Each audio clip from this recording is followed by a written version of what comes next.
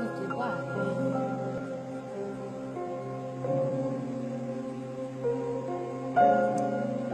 An honest conversation with your body.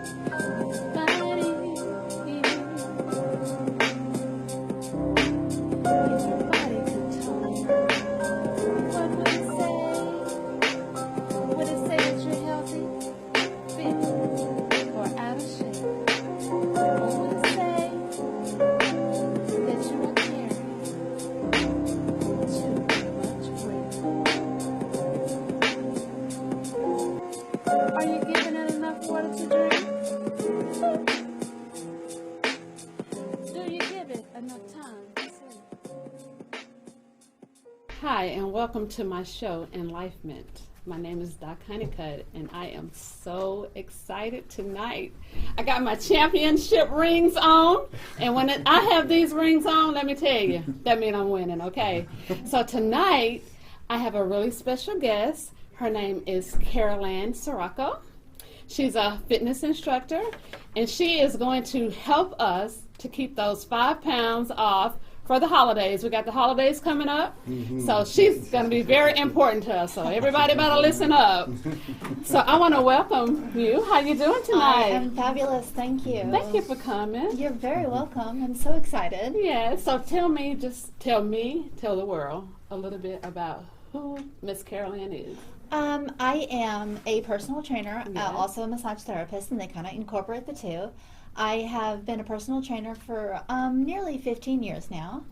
I got into the personal training business because I have a desire and I love to help people. Yes. And it's my passion to help people along their fitness ways, to help people find their motivation, to keep their motivation, to set their goals, and to basically live a healthy lifestyle.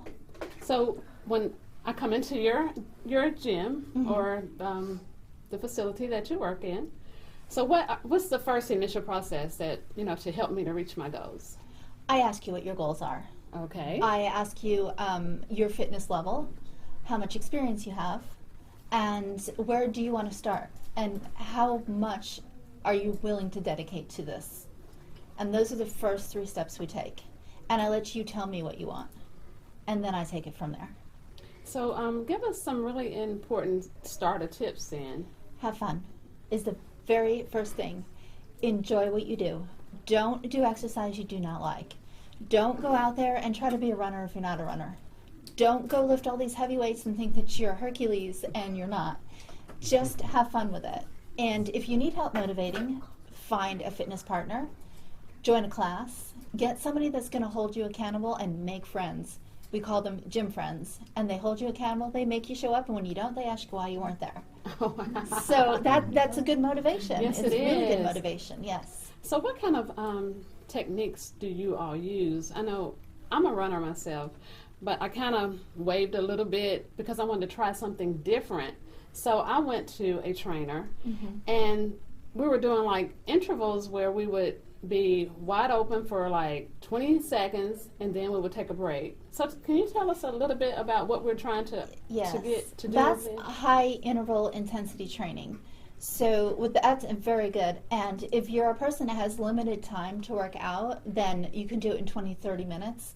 You can get your heart rate up and you're burning calories the entire day. So you can go 30 seconds on, 10 seconds rest, 45 seconds on, 15 seconds rest. But as long as you're keeping that heart rate up, then you're good. And you can do things like mountain climbers. You can lift and you can mix everything up. So you're increasing your heart rate, getting your metabolism up, and getting your body working. And then you have that rest mode to go at the next 45 seconds and hit it really hard. So the high intensity interval training is very good for like the working person or the mom who has to go get their kids, or somebody who doesn't have 2 hours to spend in a gym. And it's really good cardio and muscle based. I'm a runner also, so I see where you're coming from. Running gets boring. No matter how much you love it, Yes. it gets to the point where you're like, I'm bored with this.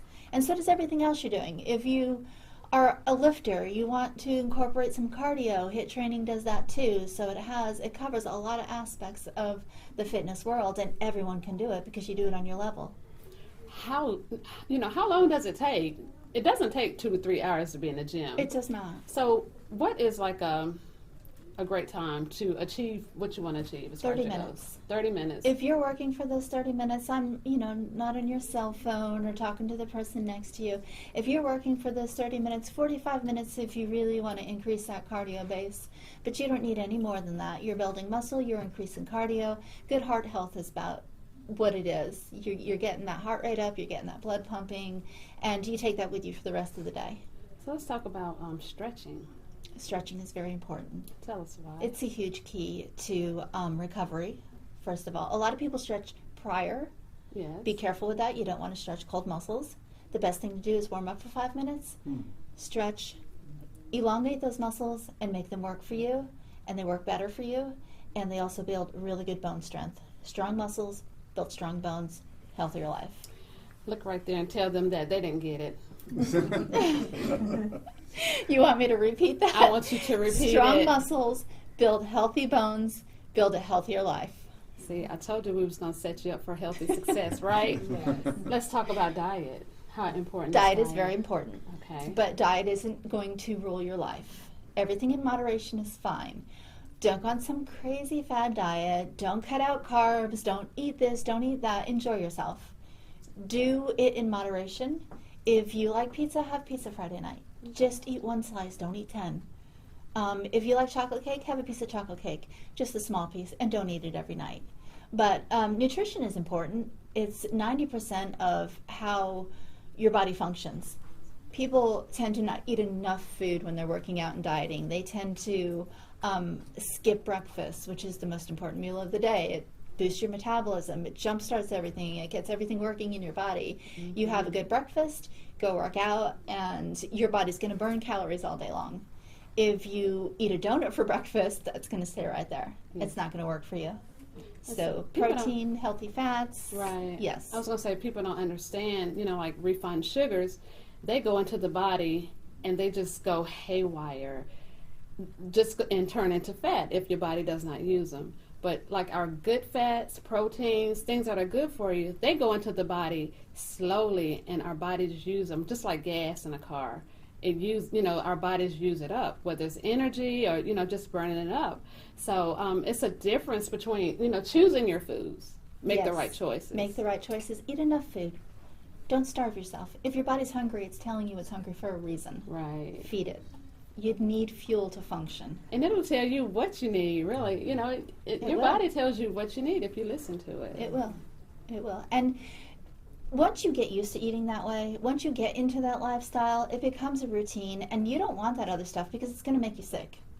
You pull away from sugar, and then you get sugar for the first time in 6 months, you're going to feel that, and it's not going to feel very good. Yes. So let's talk about rest. Can we talk about how Yes. important rest is? Rest days. Rest days are so important. Your body needs to recover. Treat your body right. Make it work for you. You can't work out 7 days a week. You're hurting yourself more than you're helping yourself. And that's where massage comes in. Treat your body good. Get that recovery. Get that body back to where it's supposed to be, basically. It's, let's see how I can put this. Okay, so if you're constantly beating on something, it's going to be worn out after you do it. You wear the same pair of shoes every day, what happens? They get worn out. The soles go away. Yes. If you don't wear the same pair of shoes every day and you change everything up, and maybe you'll go barefoot one day, those are going to last longer. Same thing with your body. It'll treat you better and it'll last longer if you treat it good. I'm glad you said something about shoes. Let's talk about shoes Yeah. and running and working out. Oh, so very important. Tell us why. Your feet are your main focus of your entire body. That's where all your weight is based. And the way you walk, your gait, and okay, so some people run this way, some people run this way. Okay, so if you're inverting your feet, you need a shoe that's going to hold you stable. If you're outverting your feet, you need a shoe that's going to hold you stable, correct? Yes. So yes, the proper footing is very important because it'll go all the way up your legs, your back, your spine, your head, your neck, everywhere. I always recommend that my patients change, if they're runners, you have to think of your feet as tires, your shoes as tires, just like, we have to change our tires so many miles, we have to change our shoes. So I always tell people, I recommend quarterly. Change your shoes. Don't run in the shoes that you walk in, that you walk through the malls with or go to work in. Always have different running shoes than your everyday life shoes. Correct. If you're an avid runner, do it by miles. Mm-hmm. If you're an avid walker, do it by months wear and tear. You should actually change your shoes every 3 months, no matter what. Right. I do it every month and a half because I have to. I run a lot, and switch your shoes up. And we're not talking about just going into Walmart and getting a pair of athletic shoes. You want to go to a running store and let them fit you for those shoes. Yes. So that, because they're going to look, they're going to record how you're running, and they're going to recommend shoes according to what they see. Not only for runners, also a stability shoe. If you're working out, you need to hold your body stable, balance that back, and a shoe that's not so good in structure is not going to hold you. It's not going to give you that stable base to work out. Walker is the same thing. It's the same exact thing as running. So yes, go into a store and say, this is what I want. And they'll put you on a treadmill and they'll fit you for shoes. And after buying running shoes, you'll know what you need and you'll know what to look for in a shoe. And you don't have to break them in. When you put your feet in them, they will feel like, this is it. Yes. You don't have to I'm going to run just for a little bit and they'll break in. That's not true. And I think you're supposed to buy your shoes like a half size. Is it a size bigger or half size? Running shoes run a half size bigger. Yes. You should always let your foot be flat. Your toes should be flat. When you're running, you should never run like this. You should never be gripping. You should have space so your foot and your toes can stay flat. Mm-hmm. Because when you run heel toe. So that you have to have that movement, heel toe, and it has to be real smooth. And just from running, your feet kind of swell just from the circulation as well. So you want to be, when they spread out, you want them to still be comfortable. So. That's why running shoes are made that way. They're made with that breathable material because you're right. You're moving, and your feet are swelling. And yeah, it does. It's so very important with shoes. I can't express it enough because people will go and they'll buy these Nike shoes because they're really cool and they have all these great colors and they're not going to work. Let's talk about engaging your abs while you're doing any kind of activity. Core strength is the most important factor of working out. Build your core strength, not only for helping you walk, helping you hold yourself upright, but core strength is the monster of all exercises. When you have a good core and you have good core strength, everything else falls into place. It's not just your abdominals, though. You have to build your lower back. You have to build that flat muscle that lies right along your back, your QL. Yes. That has to be built up, too, because when you sit like this, you can feel everything kind of just go. And then after a while, you're going to get aches and pains everywhere. You build your QL up, your lower back, and your abdominal muscles. You're going to hold your shoulders back. Your neck is going to feel better. Your head's going to feel better. Everything's going to go into place. It's going to go right down to the back of your legs. Your knees are going to feel better, all down to your feet. I always tell people, stand up. Just stand up like you think you're cute. Yeah. And they look at me. And you have to. You want to have good posture. Be proud. Yeah, Be very you proud. definitely want to be Yes. proud. And they're like, huh? But you guys, I'm so excited that we can give you some good information. So if I seem like I'm about to jump out of this chair, it's because she's talking my language. Okay. So let's talk about water. Water. Yes. Yes. Drink as much as you can. Water is good for you. Water is good. It filters the body. It gets in there. It makes everything work. It's good for the skin. It makes you feel better. You can't drink enough water. And it's the only substance that removes fat from the body, you all. There you go. The sports drinks don't do it. The protein Slim Fast don't do it. Yes. It's good old H2O Aqua. H2O, Yes, definitely. If you don't have to take supplements, eat your vitamins. That's what I always say. When people ask me about supplements and vitamins and stuff like that, eat it. Eat good food. Eat your vegetables. Eat your fruits. Eat your proteins with lean meat and your fish, and eat your vitamins. Don't go to the vitamin store and say, I'm going to get vitamin C's. Go eat 10 oranges instead.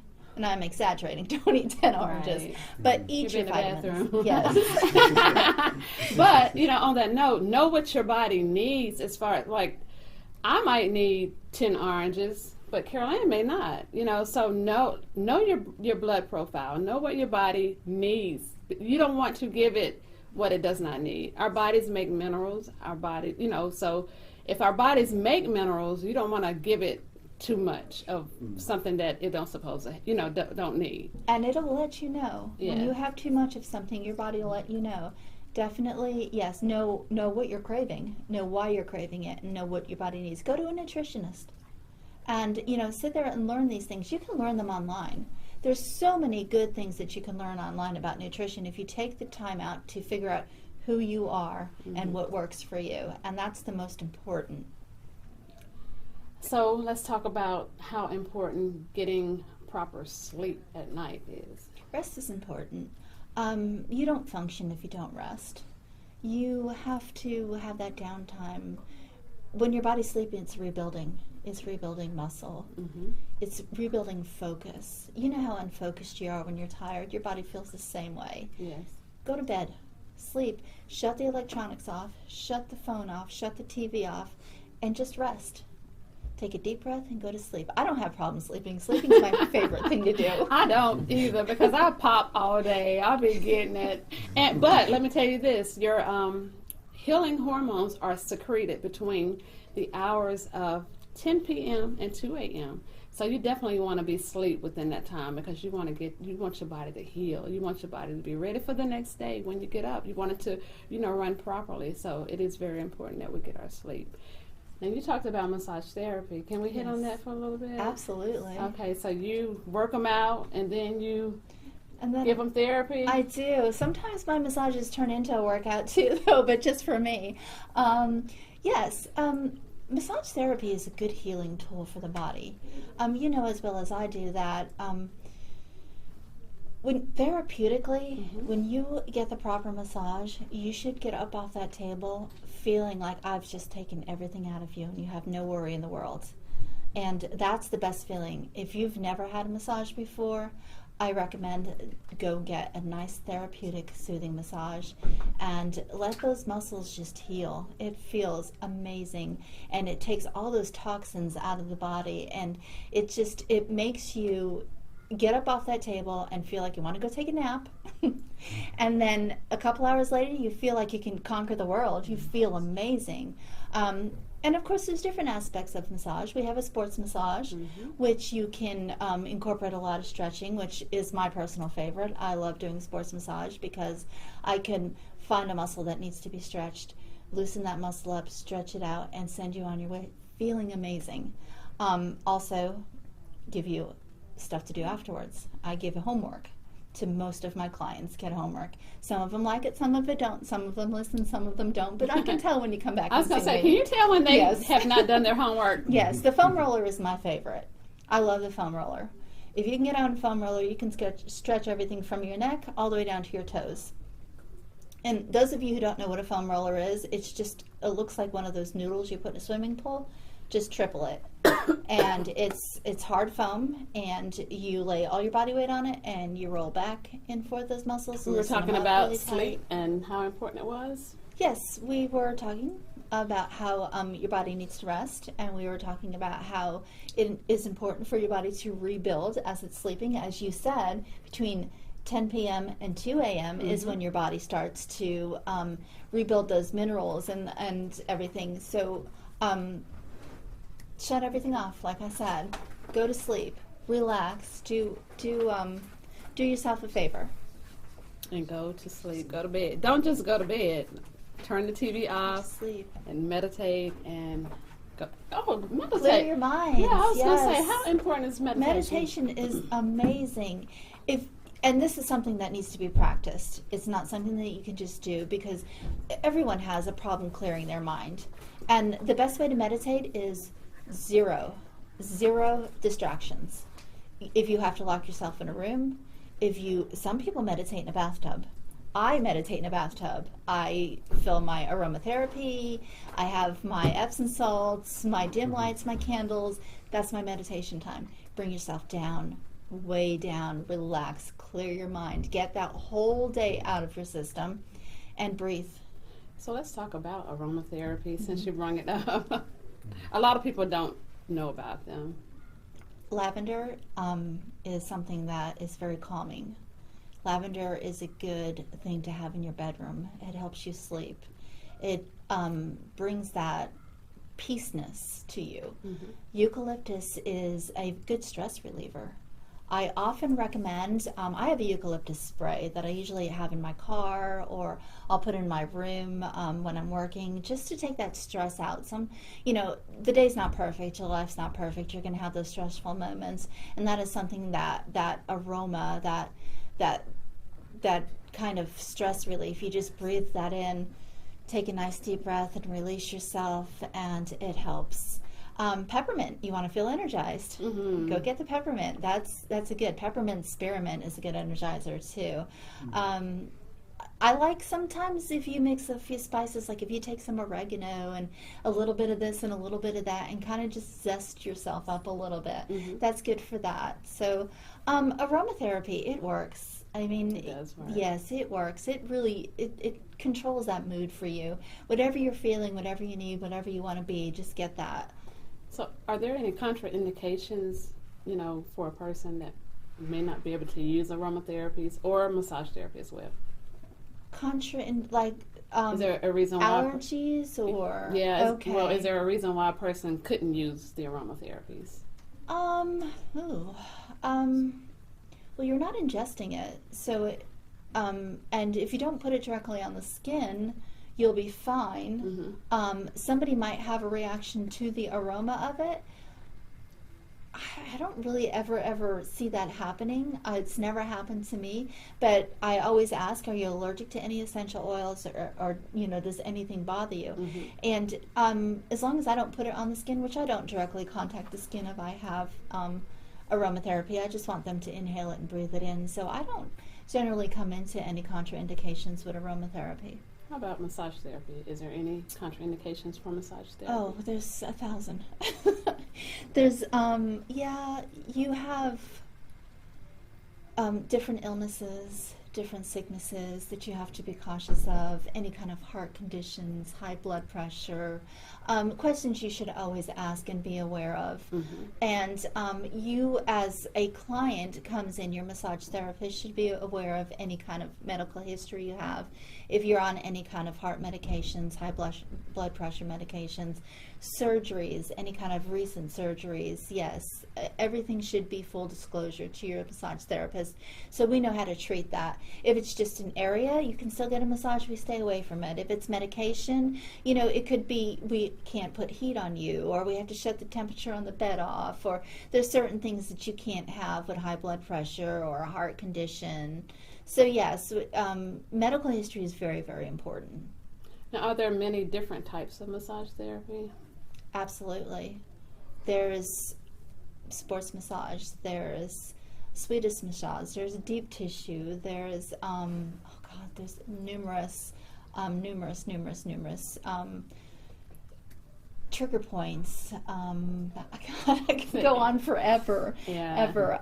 If you're curious on what kind of massage you need, ask your therapist. Tell her what's bothering you. Say, I'm not sure what I need, but this is my issue. This is what I want to focus on.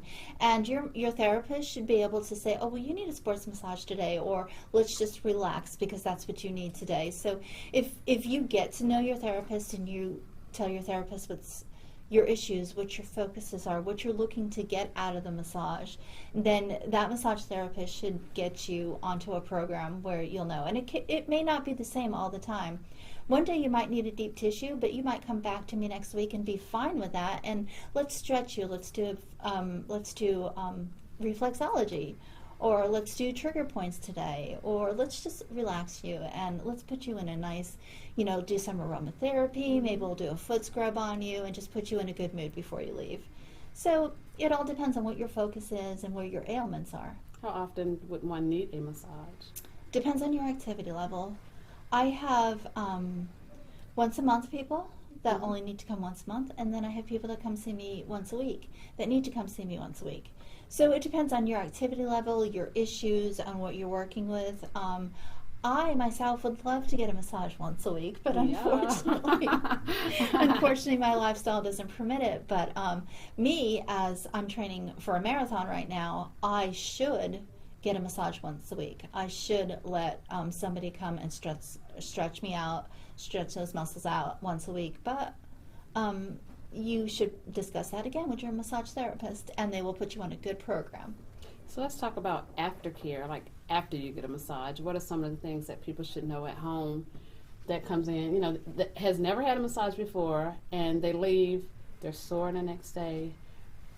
Yes, I always tell my clients, especially first timers, and somebody that I've worked on, whether I do deep tissue or not, you're going to be sore in the area that I focused on. A little bit of height for inflammation, or a little bit of ice for inflammation, and some heat after that. Drink plenty of water and get some rest. I always tell them, which is my favorite, get in that bathtub, fill it with Epsom salts, get some aromatherapy in there. A good up and down is eucalyptus, lavender, and a little bit of peppermint, and it kind of withdraws all that soreness out of those muscles. You get out of there, you feel amazing, invigorated, and ready for bed. Oh man, that sounds good. Yes, I know. Did you all get that? Tell them again, Carolann. They didn't get Epsom it. salts, eucalyptus, lavender, and peppermint. And you will be winning. Oh, yeah, that's definitely a W. Definitely a W. So time is kind of dwindling down, but can you give us like some last minute tips just to, like I said, to help to keep that unwanted holiday weight off? Stay active. Help me to get a waistline. Tell me what can I do to get a waistline? I'm Stay big active. on the waistline. That's the number one thing that's going to be found in the kitchen. Abs are built in the kitchen. Watch what you eat. You can do as many crunches as you want, but if you don't watch your nutrition, then it's not going to happen. Stay active. Keep moving. Even if you go walk around the block, if you eat a big Thanksgiving dinner, go for a walk afterwards. I love, traditionally, we do a turkey trot in the morning. And we get that activity level up first thing in the morning. That metabolism is going. We're going to eat something. We're going to be active all day long. And Thanksgiving is a huge, huge holiday to stay active. There's so much going on, and especially in this city. This city is amazing. So get up in the morning. Go, if you're not a runner, go walk the turkey trot. Yeah. Go do it. There's 3 or 4 of them in Charlotte. I know. I'm doing South Park. Are So you South am Park? I. Oh! That's my ritual. I get Yes. up, go Thanksgiving morning, run the turkey trot for Thanksgiving in South Park, and come home and start my Thanksgiving. Yes, and you're so alive. You're so alive, and then you have an excuse to eat because you just did 3.2 miles. Yes. That's right. So, yes, and then stay active all day long. Eat, go for a walk. Go if you're with family, have fun. Go outside and play. Do something. Yes. Right.